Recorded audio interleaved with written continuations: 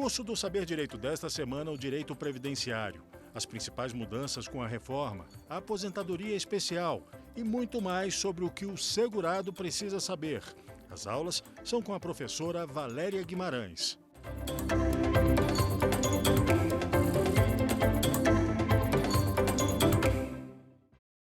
Olá pessoal, eu sou a Valéria Guimarães, especialista em Direito Previdenciário e hoje nós estamos aqui para a nossa quarta aula.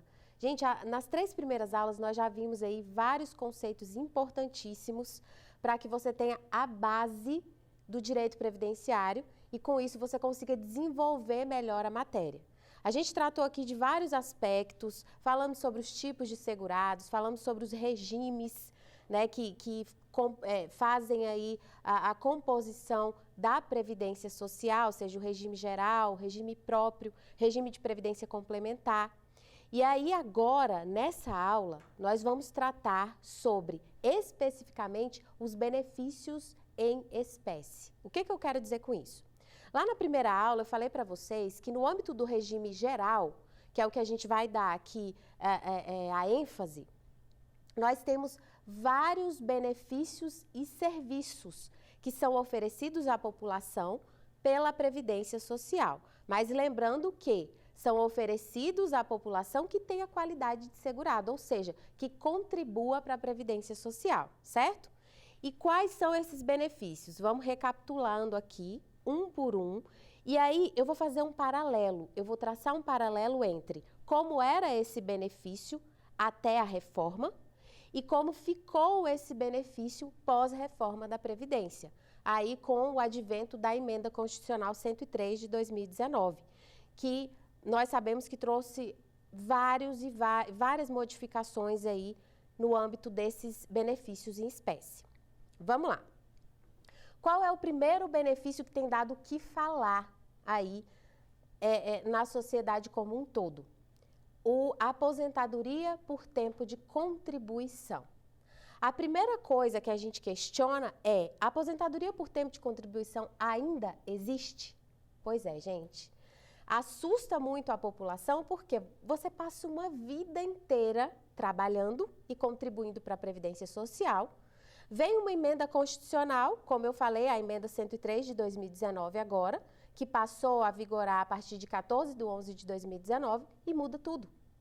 Como é que fica a cabeça das pessoas, dos seus clientes que provavelmente vão te procurar aí para fazer um planejamento previdenciário, para saber se ainda é possível conseguir aposentar?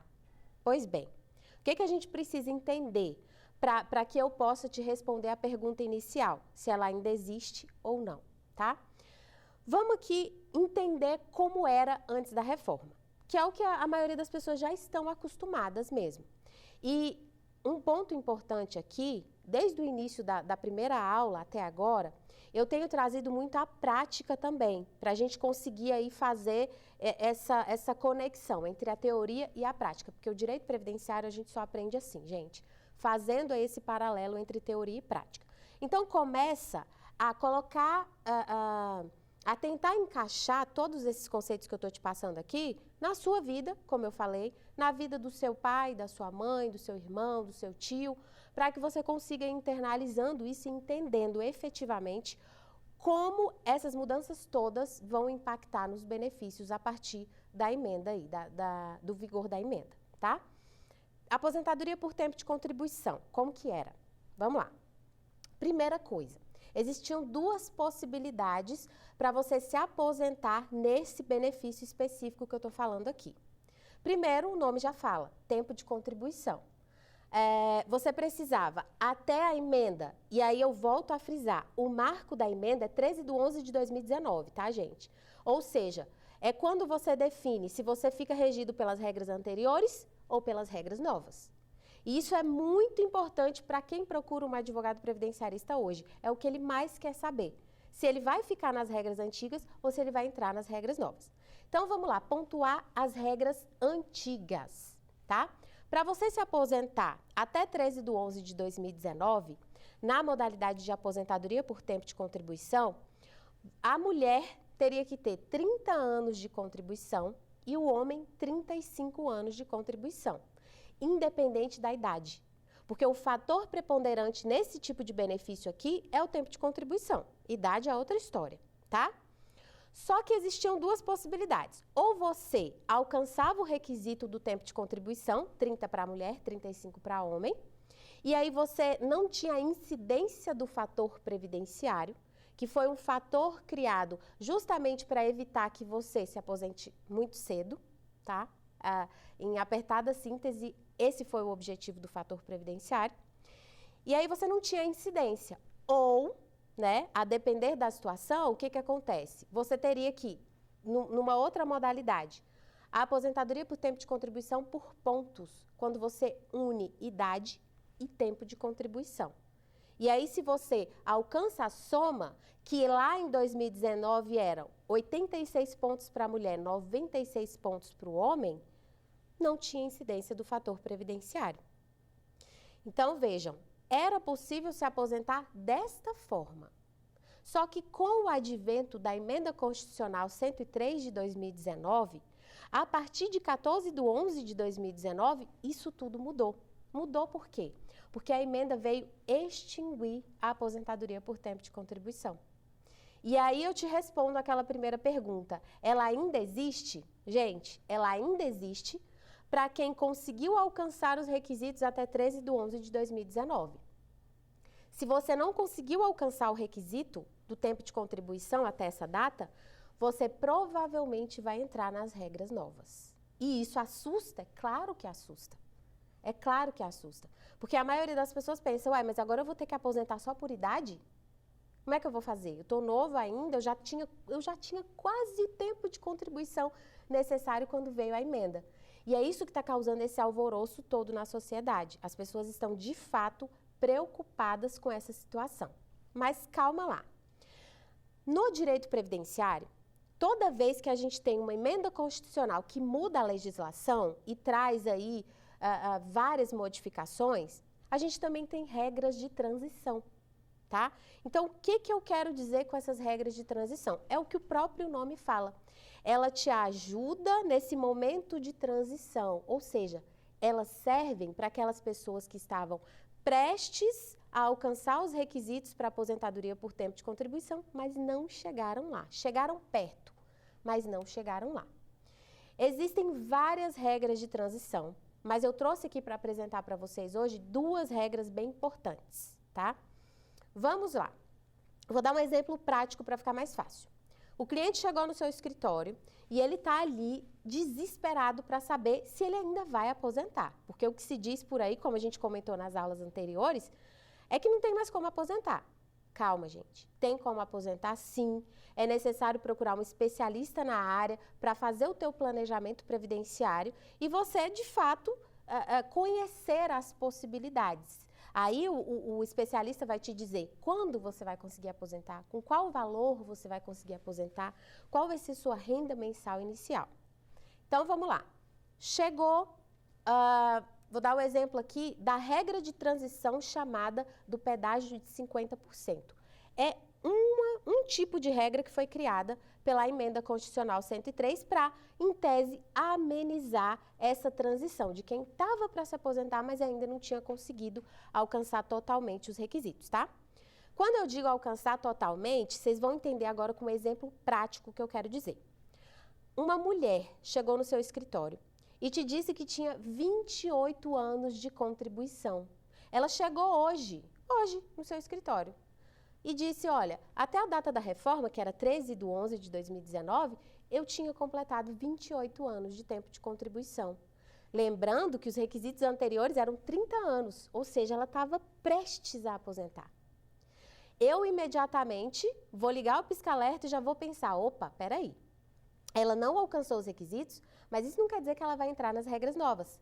Ela vai entrar numa regra de transição, que, como eu falei aqui, é a regra do pedágio de 50%. Como que funciona isso? O próprio nome já diz, ela vai pagar um pedágio de 50%. Do quê? Do tempo que falta. Quanto tempo faltava? Se até a emenda, que era 13/11/2019, ela tinha 28 anos e ela tinha que alcançar 30 nas regras anteriores, faltavam 2 anos. Então, gente, ela tem que pagar um pedágio de 50% em cima dos 2 anos. Ou seja, 1 ano. Então, eu vou dizer para essa segurada o seguinte, olha, você tem como aposentar na aposentadoria por tempo de contribuição, sim. Apesar de você ter ultrapassado, né, a emenda, até o momento você ainda não ter pedido a sua aposentadoria, mas pela regra de transição é possível, contanto que você trabalhe 2 anos, que é o que falta, mais 50% de 2 anos, ou seja, 3 anos. Então, eu vou dizer para essa segurada que ela trabalhando 3 anos, ela consegue se encaixar no pedágio de 50%, na regra de transição do pedágio de 50%. Olha que interessante. Mas, um dos requisitos para se encaixar nessa regra é justamente faltar até 2 anos para alcançar os requisitos, tanto para o homem quanto para a mulher. Então, a primeira coisa que o especialista em direito previdenciário precisa verificar é o tempo de contribuição desse segurado e quanto tempo falta para ele alcançar os requisitos antigos. Se faltasse aí até 2 anos, ele se encaixaria na regra do pedágio de 50%, certo? Só que tem um porém. Na regra do pedágio de 50% incide fator previdenciário. Ou seja, a renda vai ser menor. É uma regra de transição que possibilita o segurado trabalhar menos, mas incide o fator previdenciário. Então, isso quer dizer que a renda dele vai diminuir.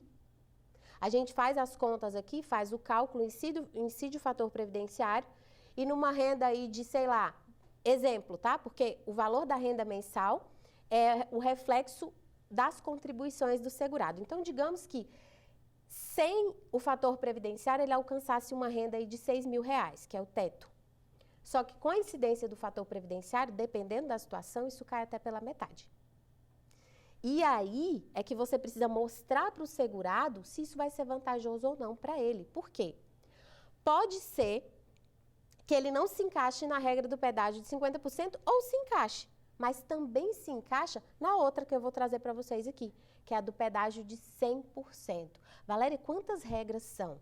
Normalmente, gente, num planejamento previdenciário, a gente faz esse estudo dentro de 4 tipos de regras, para poder saber qual se encaixa, se ele se encaixa em alguma e dentre as quais ele se encaixa, qual é a mais vantajosa, tá? Então, que isso fique bem claro, porque é um pouco rebuscado? É. Para quem não está habituado? É. Para a gente que estuda, já é realmente algo bem trabalhoso e requer de nós um estudo aprofundado. Imagine para o segurado, imagine para o cidadão. Então, é por isso que eu sempre bato na tecla que o advogado, ele precisa, principalmente o advogado previdenciarista, ele tem que ter noção da responsabilidade social dele e fazer com que essas informações cheguem à sociedade o quanto mais ele puder fazer chegar. Então, a gente precisa começar a entregar esse conteúdo para que os cidadãos fiquem mais antenados em relação aos seus direitos e parem de ficar dizendo por aí que eles não vão mais contribuir porque não tem mais como aposentar. Tem sim. Tem sim, é claro que ele vai ter que pagar o preço, né? No caso do pedágio de 50%, ele vai ganhar menos, vai trabalhar menos, vai ganhar menos, mas vai conseguir aposentar na aposentadoria por tempo de contribuição, né? Agora vamos lá, uma segunda regra de transição, que foi a que eu separei para trazer para vocês, a título de exemplo, para vocês entenderem como é que vai funcionar se eu fosse encaixar o segurado no pedágio de 100%. De 50% a gente já falou. Bom, existem requisitos para que ele se encaixe nessa regra de transição também. E dessa vez, não é o tempo de contribuição faltante. Dessa vez é a idade. Olha só que interessante. Pedágio de 100%, gente. O que vai acontecer? Lá ele pagava pedágio de 50%. Agora ele vai pagar pedágio de 100%. Só que para isso, o homem teria que ter, até a data da reforma, pelo menos 60 anos e a mulher, até a data da reforma, pelo menos 57 anos. Lembrando que o homem precisa atingir 35 anos de contribuição, mesmo que ele ultrapasse, mesmo que ultrapasse o período da emenda, não tem problema, ele continua trabalhando. E a mulher tem que alcançar 30 anos de contribuição. Então, vamos dar um exemplo. Chegou uma senhora de 57 anos no meu escritório. E ela disse, olha, doutora, eu tenho 57 anos, mas eu tenho só 27 anos de tempo de contribuição. Eu ainda não atingi os 30% até a data da reforma. Vejam que eu estou batendo na tecla, ó. O marco é a data da reforma, 13/11/2019. Eu vou dizer para ela, olha, ok, tudo bem de você não ter alcançado o tempo de contribuição necessário, mas você tem a idade de 57 anos que te permite fazer uso da regra de transição do pedágio de 100%. Sendo assim, o que acontece? Eu vou fazer o seguinte cálculo. Faltam 3 anos para que ela alcance os 30 anos de contribuição, certo? Ela tinha 27, nas regras antigas ela precisa alcançar 30, então faltam 3 anos. Só que essa regra aqui, ela tem que pagar pedágio de 100% e não de 50% como era lá, tá? Então aqui ela vai ter que pagar mais 3 anos, dobra o tempo. Então ela vai ter que trabalhar, gente, ao invés de mais 3 anos, mais 6 anos. Só que com uma vantagem. Nessa regra do pedágio de 100%, não incide fator previdenciário, ou seja, aquela renda que poderia chegar, como um exemplo, ao teto previdenciário, que hoje são R$ 6.106 e alguns centavos, não vai cair pela metade, porque pelo fato de ser a regra do pedágio de 100%, não incide fator previdenciário. Hoje, de todas essas regras que eu falei para vocês, a única que incide o fator previdenciário é a do pedágio de 50%, tá? Então, assim, o que eu estou querendo trazer para vocês aqui e explicar para vocês? A aposentadoria por tempo de contribuição, ela acabou, em tese, a partir da emenda ela não existe mais. Agora a gente tem aí a aposentadoria voluntária, que é a chamada antiga aposentadoria por idade. Mas, dependendo do número de contribuições, do tempo de contribuição que você tem antes da reforma, você pode se encaixar em alguma regra de transição. Então, começa a encaixar isso aí nos casos concretos que você tem por perto. Sabe por quê? Porque advogado previdenciarista já tem que ter em mente que todo mundo é cliente. Todo mundo tem um problema previdenciário.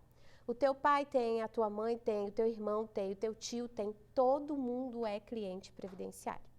Aí já entra naquela, né? Cobra ou não cobra da família? É claro que cobra. Tem que cobrar, ainda mais sendo previdenciário, porque dá muito trabalho, vocês estão vendo. Fora os cálculos. Então, vamos lá. Valéria, você falou da aposentadoria por tempo de contribuição. Você disse que acabou, pós-reforma acabou. Mas é aquela história que eu falei lá na aula 1, do princípio tempus regit atum. O tempo que vai reger aquele ato, gente, é aquele tempo onde ocorreu o ato. Ou seja, quando você implementou os requisitos. Eu implementei os requisitos até a emenda. Até a emenda eu consegui os requisitos, então você tem direito adquirido. Olha só, vou recapitular. Você está lá, em 13/11/2019, você descobriu que você já tinha, enquanto mulher, 30 anos de contribuição. Você já tinha. Isso quer dizer que você tem direito adquirido. Nossa, mas passou a data da reforma e eu não pedi minha aposentadoria. Não tem problema. O direito adquirido, ele vai garantir que você possa pedir a sua aposentadoria depois. Por quê? Porque o tempo rege o ato. Você implementou os requisitos nas regras antigas. Então, você tem direito adquirido. Agora, se você quase chegou lá, aí você vai fazer uso das regras de transição. Caso o estudo seja feito e a gente chega à conclusão de que você não tem direito a nenhuma regra de transição, aí sim você passa a fazer parte daqueles que serão regidos pelo regramento novo, tá? Então, a emenda constitucional 103 de 2019, ela vai começar de alguma forma, reger a tua previdência se você ou não tiver direito adquirido ou não se encaixar em nenhuma regra de transição. Aí, então, você entra nas regras novas. Beleza! Deu para ter uma ideia, não deu? É um pouco complexo, mas pela lógica a gente consegue compreender melhor, inclusive quando a gente traz para o caso concreto de algum parente nosso, por exemplo. Eu sempre fazia isso quando eu comecei, para eu conseguir entender e encaixar, eu sempre trazia a história de algum parente. Porque quando você traz a história de um parente, gente, você consegue personalizar aquilo ali. E aí não é mais uma matéria que você estuda na faculdade ou um possível caso que você venha a pegar. É uma vida que depende de você para aposentar. Então, esse exercício de trazer para o caso concreto, um caso existente, é muito legal. Aí vai fazendo ali os parentes de cobaia, mas com muito cuidado para ter certeza dos resultados, né? Porque a gente está tratando de um direito social. Falamos da aposentadoria por tempo de contribuição. E aqui eu vou dar uma pincelada nos benefícios em espécie, só para vocês terem uma ideia das principais modificações que ocorreram em cada um. Eu disse que a aposentadoria por tempo de contribuição pós-reforma acabou. Simplesmente não existe mais. Ok. Então, o que ficou no lugar? Gente, aí vem a questão da aposentadoria por idade. Como que era a aposentadoria por idade? Vejam, antes, a mulher, quais eram os requisitos? A mulher precisava de 60 anos de idade, o homem 65 anos de idade, tá? Isso antes da reforma. Só que precisava da carência também. Lembra que eu falei da carência? Que eu falei que em aposentadorias a pessoa necessitava de carência, ou seja, 180 contribuições, necessariamente ela precisa ter contribuído. Se ela não contribuir para ter essa carência, ela não consegue a aposentadoria por idade. Volto naquela questão do BPC-LOAS. A pessoa me procura e diz, eu já tenho 65 anos. Ok, a idade ela tem, mas ela tem a carência, que é o tempo de contribuição? Porque para o BPC-LOAS não precisa, ele é um benefício assistencial. A aposentadoria por idade é um benefício previdenciário. E a principal característica é a contributividade. Então, é preciso contribuir, é preciso ter a carência, que no caso aqui antes da reforma eram 180 contribuições, tá? Ok, só que isso tudo mudou. Com a reforma mudou. E a gente teve uma mudança na idade, ou seja, a mulher que tinha que ter 60 anos para aposentar, ela passou a ter que ter 62. O homem não mudou. O homem continuou de 65 para 65. Porém, o cálculo dessa aposentadoria mudou completamente. Completamente. Na verdade, gente, a maior modificação nos benefícios previdenciários ocorreram aí no cálculo, tá? Lá da aposentadoria por tempo de contribuição eu não falei de cálculo porque ela foi extinta pós-reforma. Mas na aposentadoria por idade, a gente precisa pontuar essa questão do cálculo. Como que eram calculadas as aposentadorias antes? A gente fazia o seguinte, a gente fazia uma média aritmética, tá? Dos 80% maiores salários de contribuição, desde julho de 94 até os dias atuais. E aí, a partir dessa média, você chegava ao valor do salário de contribuição e aí você conseguia fazer todos os cálculos. Só que ocorreu uma grande modificação. O que eles fizeram agora? Eles diminuíram a média para 60%. Agora vai ser 60% da média aritmética simples de 100% dos salários de contribuição. Por que isso, em tese, não beneficia? Porque quando eu falo antes, eu podia descartar os 20% menores salários de contribuição. Então, isso para a média aumentava o meu montante final. Agora, é 100% da média do salário de contribuição. Então, eu incluo os pequenos, eu incluo os grandes, eu incluo todos, de julho de 94 para cá. Então, isso faz com que o cálculo da aposentadoria diminua. Diminua bastante, ainda porque é 60% da média, não é mais 80% da média, certo? E outra coisa, a gente ainda tem o seguinte, vai ser 60% da média aritmética simples, de 100% do salário de contribuição, mais 2% a cada ano de contribuição que exceder 20 anos para homem e 15 anos para mulher. Por isso que é interessante, mesmo que para a aposentadoria por idade, você continue contribuindo. Porque quanto mais você contribuir, a cada ano que você contribui que excede a carência, digamos assim, aumenta 2%. Então, por exemplo, se aquela moça, aquela senhora que me procurou, ela não tivesse condição ali de ser aposentada por tempo de contribuição, porque ela não cumpriu os requisitos até a emenda ou ela não ficou dentro de nenhuma regra de transição, eu posso ver a possibilidade de aposentadoria por idade para ela. Lembra que ela me procurou com 57? Agora, com a reforma, ela precisa alcançar 62. certo?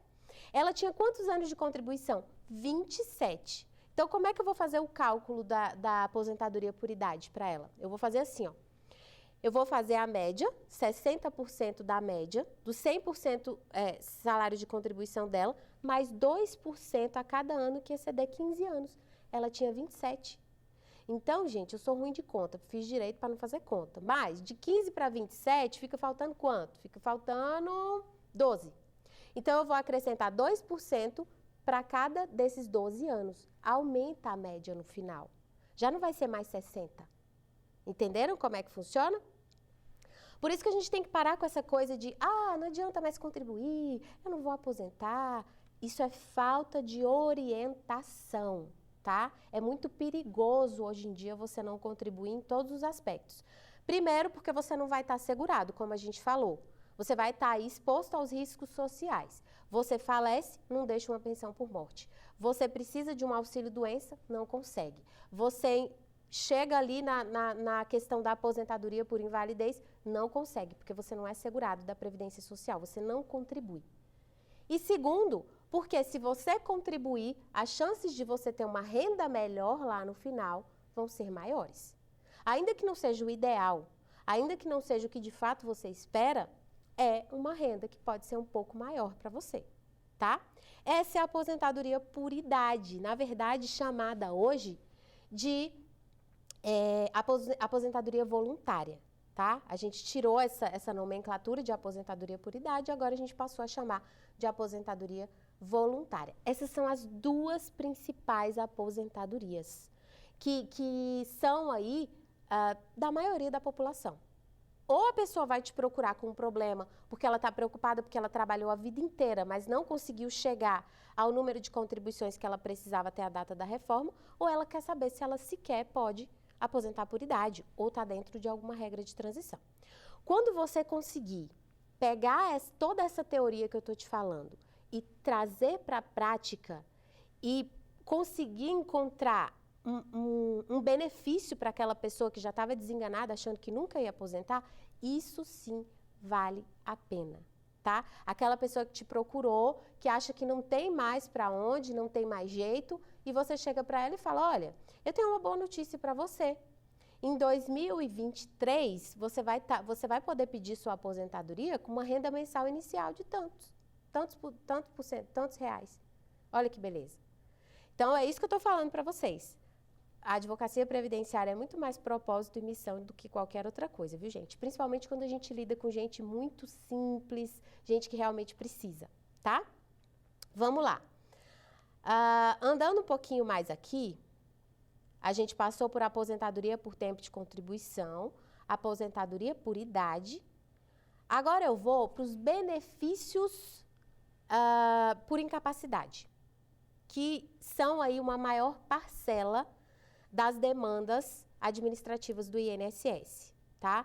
Quando você tem ali, é acometido por alguma incapacidade, vejam, inclusive na reforma eles mudaram a nomenclatura. A gente chamava de auxílio-doença e eles passaram a chamar de auxílio por incapacidade temporária, porque o que conta para você receber esse benefício não é a sua doença, é se a sua doença te deixa incapaz. É a incapacidade que conta, não basta eu estar doente. Eu preciso ir para a perícia médica e o médico perito me dizer, olha, você está incapaz para o trabalho temporariamente. Ou, no caso da aposentadoria por invalidez, eles passaram a chamar após reforma de aposentadoria por incapacidade permanente. Um é temporário e o outro permanente. Eu até gostei da mudança de nomenclatura, porque didaticamente falando para o professor na sala de aula fica mais fácil de explicar. Né? Como que você vai falar que um auxílio-doença, o que conta é a incapacidade? Mas o nome do auxílio-doença, enfim, ajudou. A mudança na nomenclatura ajudou. O que precisa ficar estabelecido aqui? Quais são os requisitos para você receber um benefício por incapacidade? Primeira coisa que eu já falei nas aulas anteriores, a carência. Se você não tiver pelo menos 12 contribuições mensais, você não está apto para receber o benefício aqui por incapacidade, em regra. Porque existem algumas doenças que dispensam a carência, tá? Por exemplo, a arritmia cardíaca. Se ela ficar comprovada com laudo e tudo mais, é possível que você consiga dispensar a carência de 12 meses de contribuição, mas são casos específicos. Em regra, é necessário ter a carência. E é necessário ter mais o quê, gente? Qualidade de segurado. Isso é óbvio. Qualidade de segurado, ou seja, estar contribuindo para a Previdência e ter a carência para que você possa pedir, certo? Isso tanto para o auxílio por incapacidade temporária, quanto para o auxílio por incapacidade permanente. Só que houve uma mudança brusca também, não só no nome com a reforma da Previdência, mas principalmente no cálculo. O que acontecia muitas vezes? O auxílio acidente, ele sempre foi, o auxílio doença, ele sempre foi considerado mais vantajoso, menos vantajoso que a aposentadoria por invalidez. Então, qual era o objetivo do segurado? Era receber um auxílio doença para depois tentar essa conversão para a aposentadoria por invalidez. Por quê? Porque ele recebia mais na aposentadoria por invalidez. Na hora de fazer o cálculo, se fazia o cálculo, o coeficiente do auxílio doença era 97% da renda. O coeficiente da aposentadoria por invalidez era 100%. Então, havia uma diferença interessante aí para o segurado.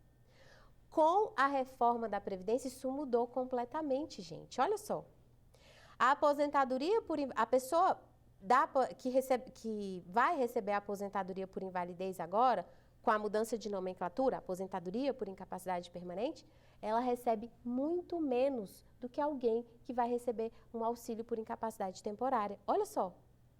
Então, a luta que a gente tinha para conseguir a aposentadoria por invalidez mudou.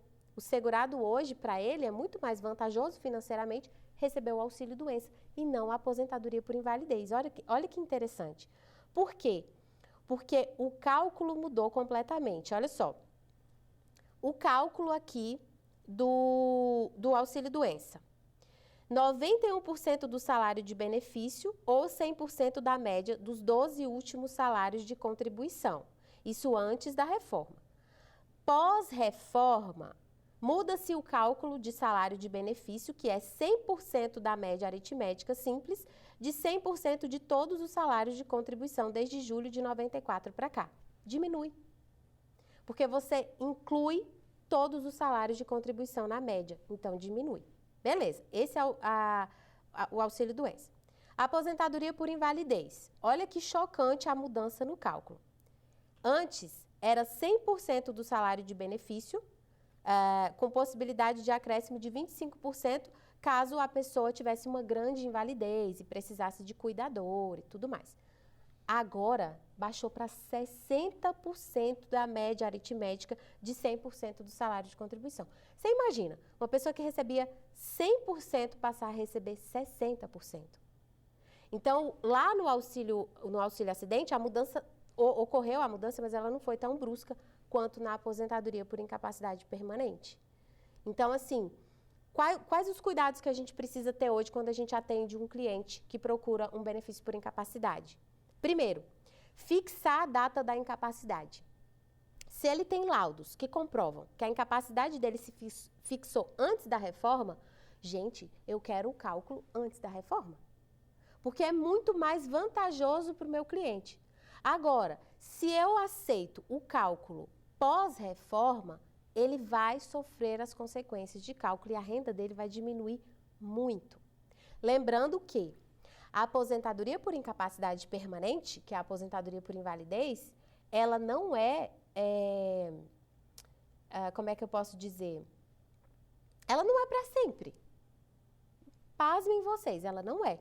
A qualquer momento, esse segurado ele pode passar por uma perícia médica e esse benefício ser cessado, se o perito do INSS entender que não existe mais a invalidez, que a incapacidade foi revertida. Olha só, que coisa.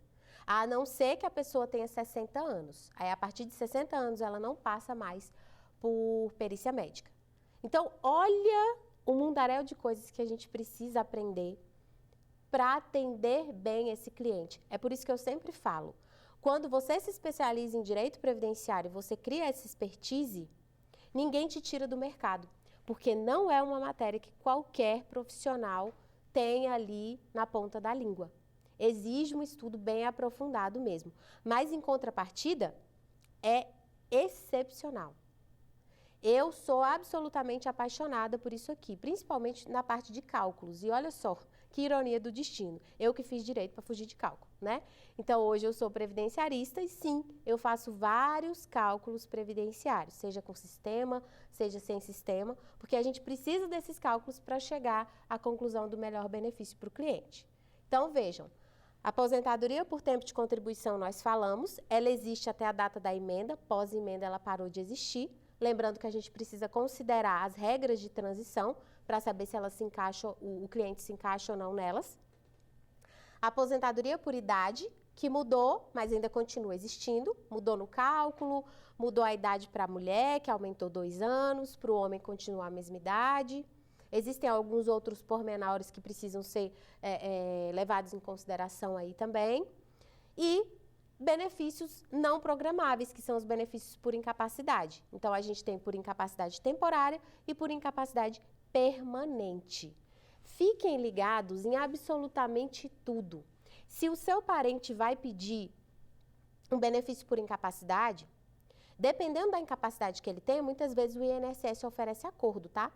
Na aula 3, eu falei sobre a estrutura da esfera administrativa, ele vai lá, ele faz o requerimento do benefício por incapacidade, é marcada uma perícia, ele passa pela perícia e fica ali estabelecido qual o grau de incapacidade dele. Se ele vai fazer jus a um auxílio doença ou uma aposentadoria por invalidez. Às vezes, o INSS oferece acordo. E ele tem oferecido acordos com a nova regra. Olha só que beleza. Então, se o advogado não estiver ali atento, ou o próprio segurado, porque como eu falei para vocês, na esfera administrativa é possível você requerer o benefício sem a orientação de um advogado, você aceita o acordo feliz da vida. E quando você vai ver, a sua renda está ali 60% da média aritmética do seu 100% salário de contribuição. E você vai levar um susto na hora que você vê o valor que você vai ganhar por mês. Então, tem que tomar muito, muito, muito cuidado, tá? Com essas mudanças que aconteceram na reforma. Existem formas da gente conseguir amenizar essas situações. Nem sempre, totalmente, mas às vezes a gente consegue amenizar. Existem outros benefícios, como o auxílio acidente, né? A gente tem aí salário maternidade, o auxílio reclusão, mas eu preparei aqui para vocês a pensão por morte. Por quê? Porque foi um dos benefícios mais prejudicados com a reforma da Previdência. E assim, gente, quando eu falo prejudicado, foi prejudicado mesmo. Olha só, a maioria das pessoas não tem nem noção que isso aconteceu. Por isso que quando, vamos fomentar a questão da reforma, é necessário e tudo mais, eu nunca fui contra a reforma. Mas eu não poderia ser a favor de uma reforma feita como essa foi feita, porque ela retirou direitos sociais que a gente demorou anos para conseguir conquistar.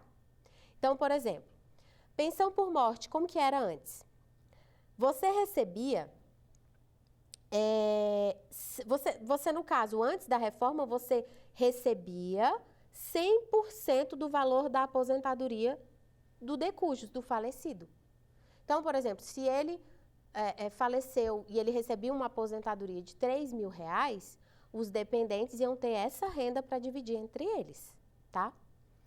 Com a reforma mudou tudo, absolutamente tudo. Primeiro, com a reforma já teve a seguinte mudança. Se o falecido era aposentado ou não era aposentado, muda o cálculo. Olha que absurdo. Por quê? Se ele era aposentado, o cálculo da pensão por morte é feito em cima da renda que ele ganhava na aposentadoria. Agora, se ele não fosse aposentado, mas se ele não era aposentado, ele tinha direito? Tinha por conta do direito adquirido. Às vezes ele só não pediu, mas ele tinha direito a receber a aposentadoria. Morreu antes de pedir. Às vezes acontece. Isso não tira o direito dos dependentes receberem a pensão por morte, tá? Então, se ele não era aposentado, olha o que o governo propôs. Propôs e já está valendo, né? A partir de 13/11/2019. Você vai fazer o seguinte cálculo. Você vai fazer um cálculo de aposentadoria por incapacidade permanente. É sério isso. O que tem a ver? Pois é, eles colocaram na lei assim. Ele não tinha aposentadoria? Ótimo, vamos fazer o cálculo de aposentadoria por incapacidade permanente. Por quê? Porque é o pior cálculo que existe. Lembra que eu falei que era 60%? Pois é. Calcula uma aposentadoria por incapacidade permanente para ele. Em cima dessa aposentadoria, incide o novo cálculo da pensão por morte. E qual é o novo cálculo da pensão por morte? É assim, gente. 50% mais 10% para cada dependente. Eu vou dar um exemplo. Vamos supor que o falecido era aposentado e recebia R$2.000 de aposentadoria, tá? Nem vou levar em consideração que ele não era aposentado para não ficar pior o cálculo. Então, ele recebia R$2.000. Ok.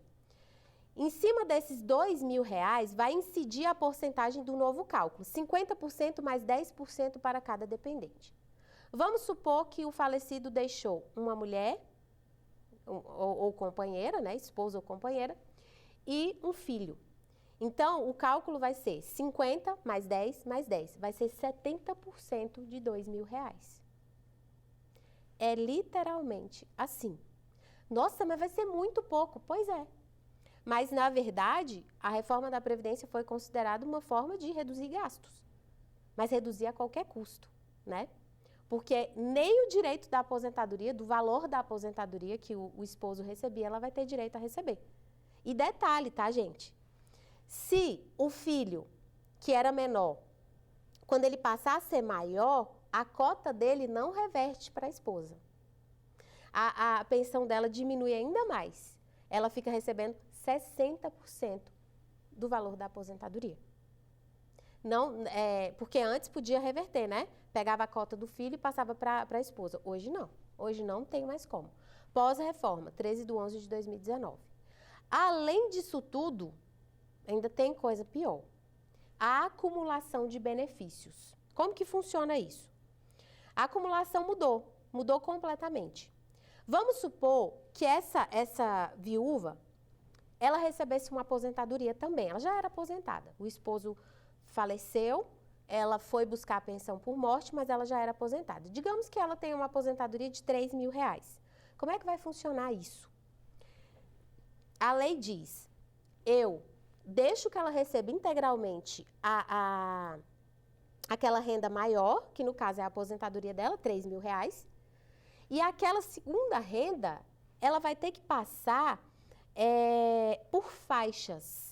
E a partir das faixas, eu vou aplicando uma porcentagem que a lei me trouxe. Ou seja, ela vai receber 60% do valor da segunda renda, se ele exceder um salário mínimo e for até 2 salários mínimos. E aí vai piorando. Se exceder 2 salários mínimos até 3, só 40%. Se exceder 3 salários mínimos até 4, só 20%. Se exceder 4 salários mínimos, só 10%. Olha só que beleza. Então, assim, foi de fato um dos benefícios mais prejudicados, de longe, o mais prejudicado na reforma da Previdência. E assim, é difícil. Eu estava dando uma aula essa semana e a gente estava falando sobre o cálculo da pensão por morte. E uma das advogadas nos procurou para dizer o seguinte: olha, professora, a cliente me procurou falando sobre o benefício dela. Ela tem uma aposentadoria, ela ganha R$2.000. E o benefício do marido era R$2.400, mas agora ela só está recebendo 60%. Não, ela estava recebendo R$1.600 daquele valor de renda dele, que era aposentado e recebia R$2.400. O que explica isso? Ela entrou na nova regra. E detalhe, gente, se o óbito ocorreu antes da reforma, fica com a regra antiga, tá? Olha o princípio tempus regit ato. Por isso que, quando a pessoa me procura para fazer uma pensão por morte, eu já pergunto logo, faleceu quando? A gente até brincou, né, quando saiu a reforma da Previdência, que se a mulher quisesse se livrar do marido, tinha que ser antes da reforma. Depois da reforma ia dar problema para ela, feio, né, porque ela não ia conseguir o valor da pensão nos cálculos anteriores, que em tese são mais vantajosos. Mas, brincadeiras à parte, isso é muito sério. o óbito ocorreu antes da reforma, ele fica com as regras anteriores. A viúva vai receber 100% do valor da aposentadoria dele. Entrou na regra nova, o óbito ocorreu pós-regra nova, porque o que conta aí é o óbito em si, é o que dá ensejo à pensão por morte, ele vai entrar nas novas regras. E aí, os dependentes, né? Porque esse é um tipo de benefício que os dependentes recebem e não, obviamente, o segurado, porque faleceu, entra na regra nova. Então, eu creio que deve ter dado aí uma clareada para vocês entenderem mais ou menos o quanto tudo isso mudou, o quanto a reforma da Previdência, a emenda constitucional 103 de 2019, trouxe modificações absurdamente grandes para os nossos benefícios. E a maioria da população não faz nem ideia de que isso aconteceu, a não ser quando ela vá precisar do benefício, vá procurar a Previdência Social e tenha a notícia da redução da renda por conta das novas regras da reforma, tá? É por isso que os advogados previdenciaristas hoje, as demandas têm aumentado muito mais, porque está tudo muito confuso, e são, assim, absolutamente necessários para o bom andamento de um processo, tanto administrativo quanto judicial, para que o segurado não seja mais prejudicado do que já foi até aqui, ok? Vamos lá. Eu vou passar para vocês a aposentadoria especial, que é assim, é o benefício que eu mais amo fazer. É um benefício extremamente técnico, tá? Mas eu vou deixar aí para a próxima aula, porque eu quero destrinchar bastante ele. Vocês não têm noção do quanto a aposentadoria especial não é conhecida pela sociedade. As pessoas trabalham em atividades expostas a agentes nocivos e elas sequer têm noção de que tem direito a uma aposentadoria especial. Por isso eu vou dar essa ênfase aí nesse benefício. Mas antes, eu vou fazer aqui algumas perguntas importantes para ver se de alguma forma tudo que eu falei aqui vai se encaixar aí para vocês, tá? Porque eu sei, gente, eu sei que é complicado mesmo, tá? Mas a gente está aqui para simplificar, né? Eu não gosto de ficar dizendo que o direito previdenciário é muito difícil, nossa, não dá para aprender. Claro que dá para aprender. Dá para aprender e uma vez aprendido, te traz um retorno maravilhoso enquanto advogado, porque, como eu falei, o mercado está aquecido e é uma área pouco explorada. Vamos lá para as perguntas. Vamos ver aqui se vocês estão afiados nas perguntas. Primeira pergunta.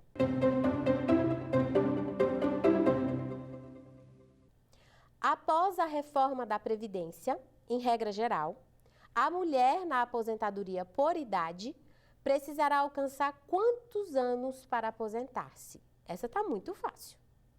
Então, vamos lá. Letra A, 60 anos. Letra B, 62 anos. Letra C, 65 anos. Ou letra D, 70 anos. E aí, gente, o que vocês me dizem? Após a reforma, regras novas, né, gente? Após a reforma, regras novas. Palavra-chave. Em regra geral, a mulher, e lembrem-se que mulher sempre aposenta com menos anos que o homem. Na aposentadoria por idade, não estou falando de tempo de contribuição, precisará alcançar quantos anos para aposentar-se? 60 não é, porque eu estou falando de regra nova. Antes ela precisava de 60. Agora ela precisa de 62. Resposta correta, letra B de bola, tá?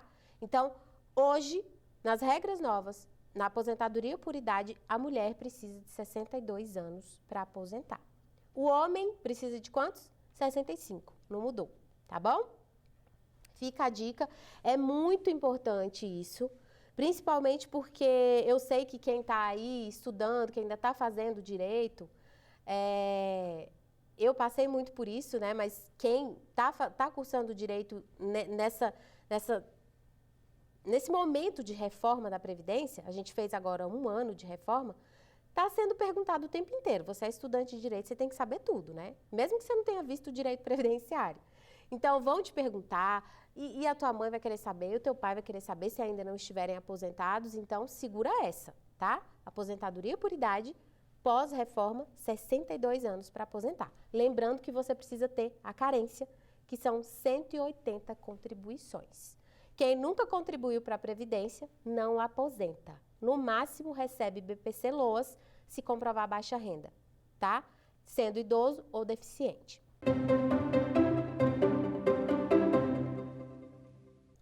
Vamos lá, segunda pergunta. A reforma da Previdência, ocorrida com a emenda constitucional 103 de 2019, ela passa a valer a partir de quando? Ixi, isso aqui eu falei o tempo inteiro na aula. E aí, gente, 13/11 de 2019, 14/11 de 2019, 12/11 de 2019 ou 20/11 de 2019? O que vocês me dizem? A reforma, a emenda, ela passou a vigorar a partir de que data? Todo o tempo aqui eu estava batendo na tecla de 13/11 de 2019, mais alto lá. Até 13/11 são regras antigas, tá? Regras novas só a partir de 14/11 de 2019, de acordo com a portaria 450 aí do INSS, que saiu no ano de 2020, que veio regulamentar isso, porque ainda existia aí uma grande dúvida a respeito de quando era o marco para começarem a valer as novas regras oriundas aí da emenda constitucional 103 de 2019. Então, será a data 14/11 de 2019. Não alcançou os requisitos até 13/11 de 2019, pode procurar um advogado especialista para ver como é que vai ficar a sua situação, tá bom? Vamos lá. Terceira pergunta, gente.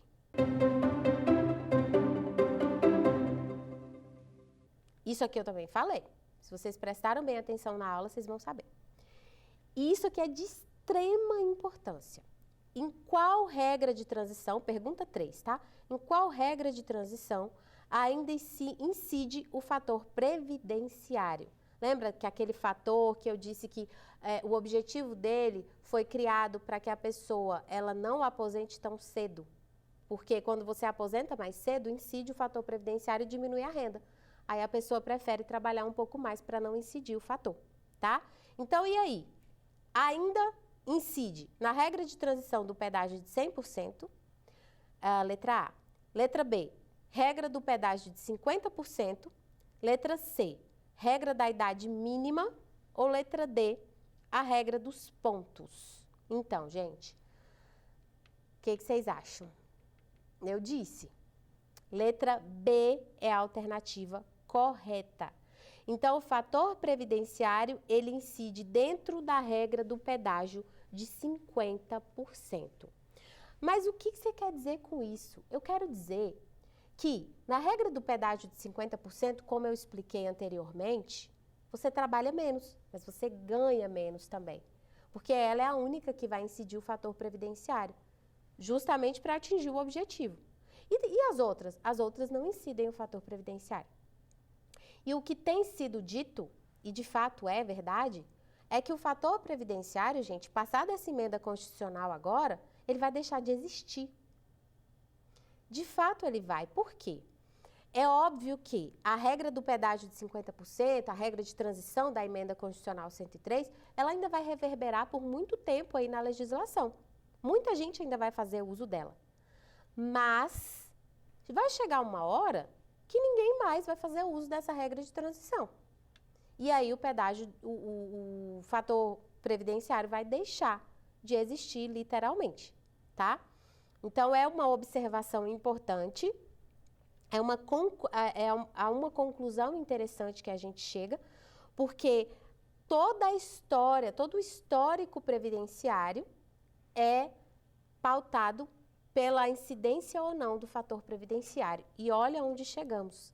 Chegamos ao ponto de ver o fim do fator previdenciário na Previdência Social. Né? Então, o que a gente precisa só pontuar aqui? Resposta certa, letra B da pergunta 3, tá bom? Incide o fator previdenciário na regra do pedágio de 50%. Então, chegamos ao final aqui da quarta aula Falamos sobre vários benefícios em espécie, os principais, mas ainda existem vários outros importantes, como auxílio reclusão, salário maternidade. E eu separei para vocês para a gente falar sobre a aposentadoria especial. Esse sim vai dar o que falar. Então, nos aguardem. Próxima aula estaremos aqui. Espero que vocês tenham gostado. Obrigada e até mais. Quer dar uma sugestão de tema para os cursos do Saber Direito?